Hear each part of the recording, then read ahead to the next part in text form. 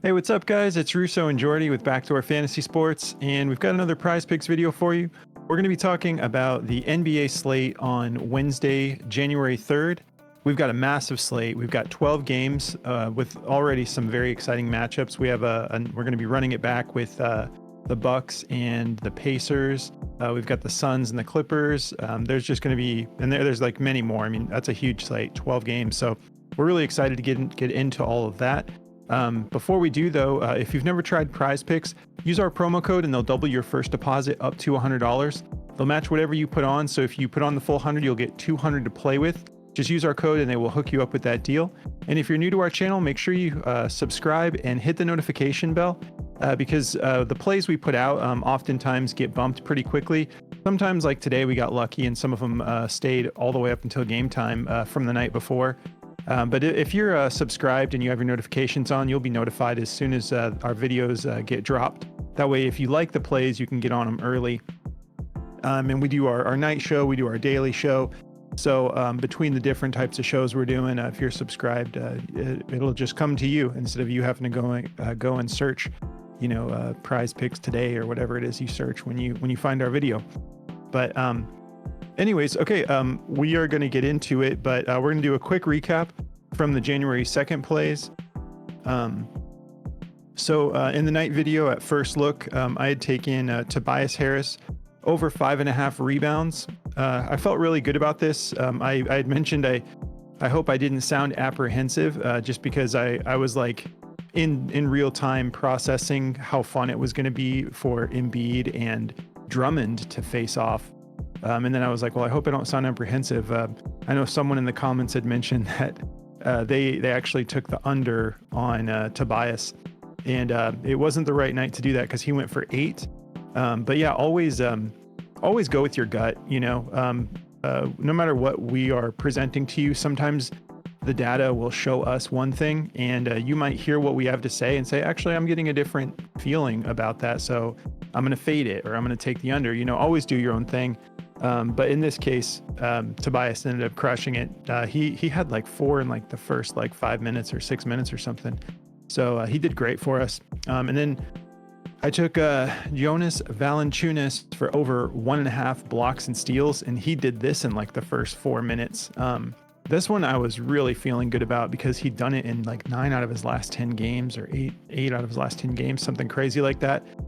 So he crushed it. He got that done right out of the gates for us, so we didn't have to really stress about it. You want to jump into your first look picks, Jordy? Yeah. So my first look picks were pretty nightmarish. We took Pat Williams to go over, I believe it was 13 or 14.5 points and assists, and he got hurt.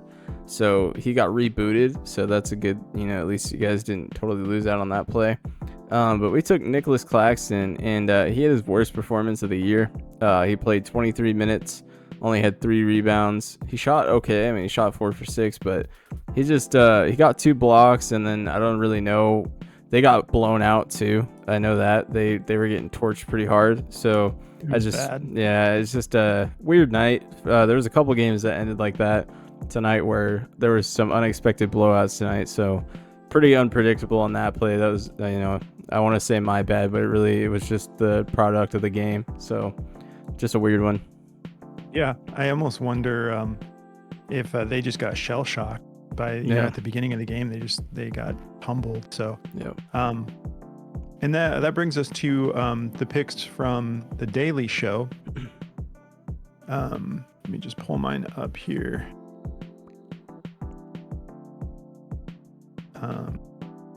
So speaking of that game, one of the plays I took was CJ McCollum fantasy score over 33.5. I think without the blowout, he would have absolutely hit this. He played a great game, and they just were so far ahead. And in hindsight, I'd remembered in the night video when I was going over the over-unders, I think it was 6.5. And I remember saying, like, the Pelicans, I don't know. I think that's a little too low. Like that should be a little bit higher. And I wasn't expecting this though. But the Pelicans are solid, and Brooklyn, I think that they're honestly a little worse than we perceive them to be. I don't know if I'm a little biased because I do like Claxton and I do like Mikal Bridges and some of my old Suns players.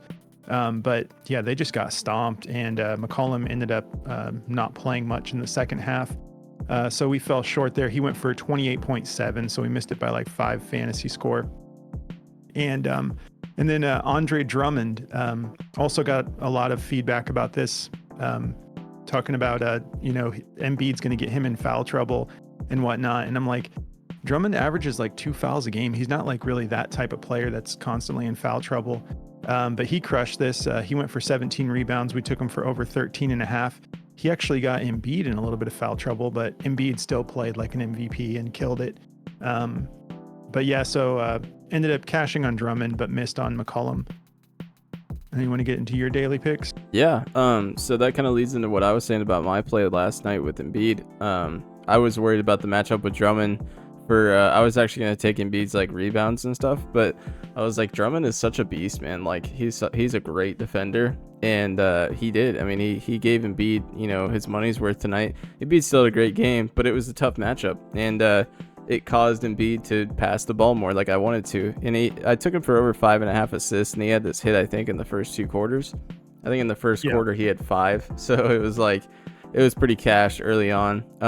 So it was perfect. He had 8 by the end of the game, so we hit on that one.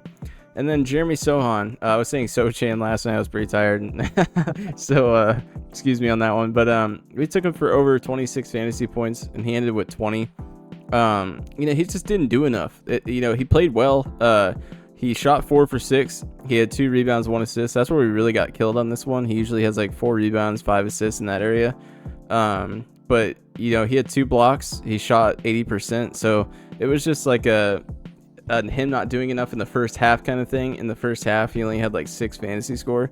So if he just would have gotten active earlier, we would have been fine on this one. But we missed this one just by 7 fantasy scores. So just unfortunate on that one. He only had like 1 turnover too. So he played pretty well. It was just he didn't get enough done there. Yeah, he didn't like get that many minutes, did he? I think he got almost 30 minutes, if not over that. But he just didn't do enough. Okay, gotcha. All right, cool. Well, let's get into this slate because this is going to be a fun one. And I feel like these picks are going to move pretty quick. So we're going to try to get through this video a little bit faster than normal, just so you guys can jump on these if you like what you see. To get us started, I'm going to be going back to my boy Nurkic, and we're going to take his rebounds and assists because this is way too low at 13 and a half. This looks like we're reading just his rebounds here at 13 and a half. Not that he does that all the time, but that's low enough that he could hit that on rebounds alone. And he's a center who does well with assists. He does move the ball. Let's go take a look at this over under. And this is going to be a good game. I'm excited to get into this. We got a 233 and a half with the Clippers favored by 2.5. So nice high scoring game, and shouldn't have any concerns about a blowout here. We got Bradley Beal back healthy. We don't have Durant.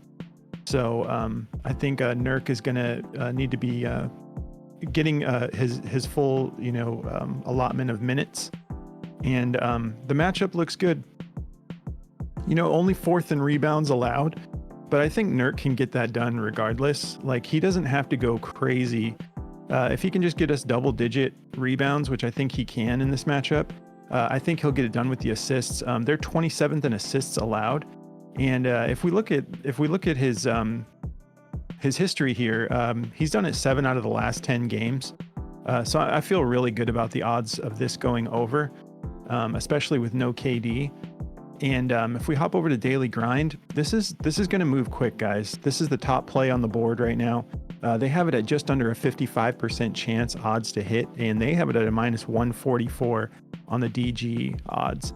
We got BetMGM minus 135, DraftKings minus 130. Everyone's juicing this to go over. This is going to get bumped quick. So that's part of the reason we're going to try to get through this video a little bit quicker. And then my next play, I feel really excited about as well. And it's in that Pacers game. And we're going to be going back to Brook Lopez over 2.5 blocks. That sounds high for that type of a category, block shots alone. But not for this guy. He's the best in the game at it. Last time he played them, he went for 4. Against Cleveland, the game before that, he went for 6. And this guy he gets 2 almost every game. But I haven't even looked at this yet, but I can imagine the over-under is going to be super high, just as it always is when either of these games are, or either of these teams are in a game. Like anyone who's playing them, you're in a high over-under. It's the 2 highest scoring teams in the NBA facing off. So we got a 258 over-under with the Bucks favored by 3. So this is just, we get to run this one back. That's super exciting. There's going to be all sorts of plays we want to get into with this one. If we take a look at Lopez here, like we said, he's hit this in his last 3 games, and they're 24th in blocks allowed, and I think part of that is the pace of their game. No pun intended, but they play very fast and they take a lot of shots. There's a lot of opportunities there. So when the ball's moving back and forth a lot, that's just more opportunities for Brook to swipe at someone shooting the ball. So this is a perfect matchup for him. Let's go look at his last 10. Yeah, see, like, look at some of these games. He's hit 6. He's had 3 games in his last 10 games where he went for 6 blocks. Crazy. This guy's the best in the game at it. So I feel really good about this. If we hop over to Daily Grind, they have this at a 53% odds to hit and a -135 on their odds. BetMGM is also at a -135. So across the board, this one's juiced to go over. I don't really need to say too much about these two. I just want to get the video out so you guys can lock these in if you like them. You know, this is we have a good opportunity here with First Look tonight. So yeah, mine are going to be Nurkic over 13.5 rebounds and assists, and Brook Lopez over 2.5 block shots. What do you got for us, Jordy? Yeah, man. I feel really good about these two. You know, this is one of the best windows we've had late night like this in a long time. I mean, it's only like midnight here, and we're getting this video out, so it's pretty sick. But to get right into mine here, I'm going to go with a PRA prop, and I'm going to go with Kawhi Leonard.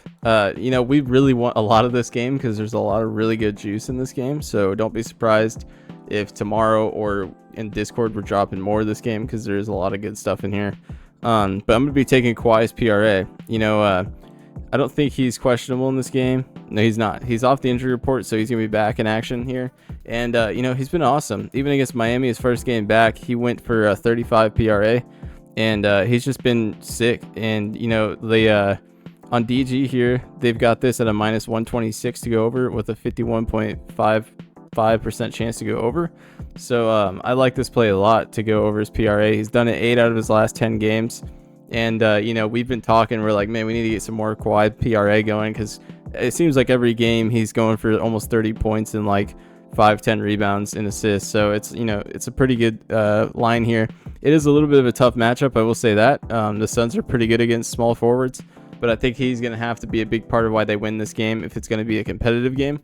You can see they're ranked second and first in all these categories. Second in points, first in assists and rebounds. So he's got a tough matchup, but you know he's done it against really hard defenses already this year.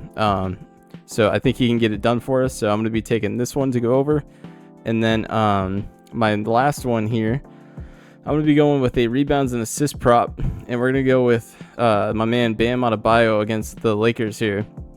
You know, he's been crushing this. I mean, in his last 5 games, he's gone over it every single time. 17, 20, 15, 19, and 19. He's been a monster, and he put up 19 against the Clippers, who are a pretty good rebounding team. And the Lakers are pretty lackluster when it comes to offensive rebounding, and so I think Bam has a big opportunity here. You can see here over on Outlier here, they're ranked 27th in rebounds and assists to center, so pretty terrible in that category. So Bam's got a great matchup here. I really like this pick a lot. He's gone over it 6 out of his last 10 games. He kind of went into a little bit of a slump before he got hurt, but he's been, ever since he's come back, he's been right back to looking like he was at the beginning of the year. So I'm really liking this play over here on Daily Grind. They got it at a -130 with a 52.08% chance to go over. So I feel really, really good about these two plays, and we've already got these locked in and in the Discord. It's another perk of being in the Discord. You guys get these before they move at all. So that's the two I've got, man. Great, man. This is fun. This is it's nice to have this much on the board already. Yeah. And looking forward to the daily show tomorrow. So yeah, these are the 4 we're rolling with, guys. Enjoy it. You know, have a great Wednesday on this massive slate. If you're interested in checking out the tools from Daily Grind, we are officially partnered up with them. So they're giving all of our viewers 25% off if you use code BACKDOOR, one word. They will give you 25% off of any of their tools. And yeah, sorry, dude, I'm cracking up because someone mentioned in the comments, they said, I love your show, but I just hate when you say backdoor. Hey, man, it's our name. Like, I just hate that, but I'm like, I get it. That's part of the joke. That's why Yeah, we named it that. exactly. But also, guys, I forgot to mention, I don't want to take too long, but I got to rant just for a quick minute. Jalen Duren hit his line, just so you know. Like, he went for 26, and you can check it for yourself on ESPN, the points and rebounds. He went for 12 points and 14 rebounds, and if the stat correction comes longer than 30 minutes after the slip settles, they won't change it for you. I reached out to support about it. Yeah, I reached out to support, and it was just like this automated thing, and it says if the correction comes more than 30 minutes after the game is settled, we won't adjust the payout. And I'm like, so I didn't miss on that one. He hit, but I still don't like Monty Williams. But yeah, no Monty. But all right, guys. Well, that's gonna do it for us. Yeah, shout out to all of you guys. Shout out to Skywalker. Shout out to John from Sharp Bets and Boston Nick and Patty B and everybody, the whole family. We appreciate you guys, and we hope you have a great night. And we will catch you in tomorrow's daily show. Good luck, guys.